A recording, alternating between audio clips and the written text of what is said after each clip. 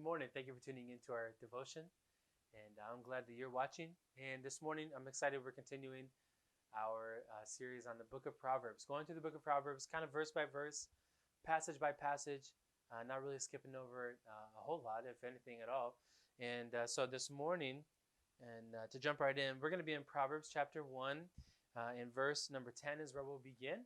And we'll read down through verse number 19. Short verses, but packed full of good practical Bible truth.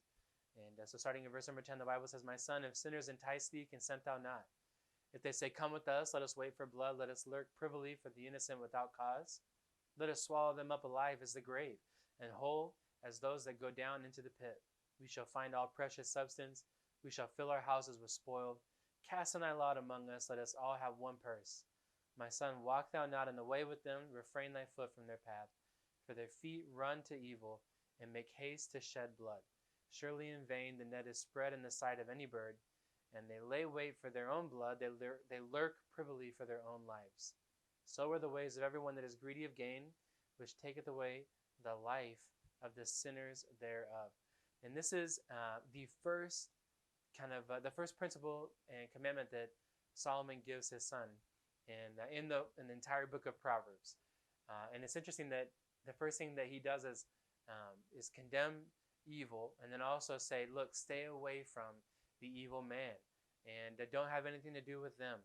He says, "My son, if sinners entice thee." It's a warning to his son about bad company, and that there aren't many things in our life, many influences that we have that are more powerful than our friends.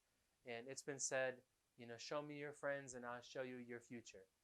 And the old idea of I'll change them, I'll get around these people, or my mind goes to girls, and when they want to date a boy, and he's no good and he's up to no good, and doesn't want anything that's good for her, and she says, "I'll change him, I'll help him," and what inevitably ends up happening, and it never works out the way that she thinks that it will. And so bad company, it's a powerful influence. And so show me your friends, I'll show you your future. And the evil person, they're not inconspicuous. An evil person will show you their evil, will show themselves by their actions.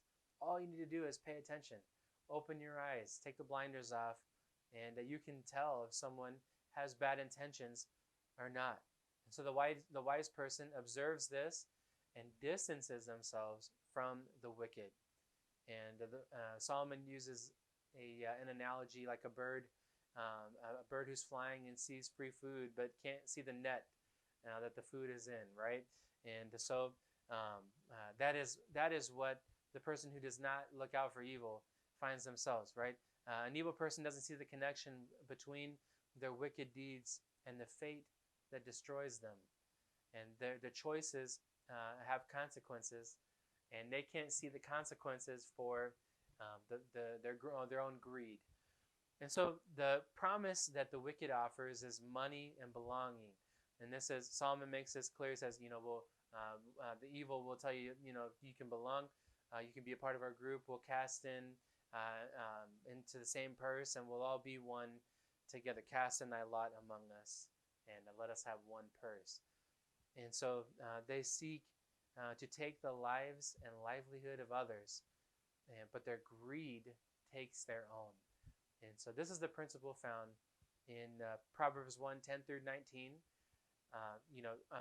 It's a warning to look out for those who would do evil, at other people's misfortune they would take, to make a part of to bring in for themselves, but their own choices destroy them. So watch out for evil.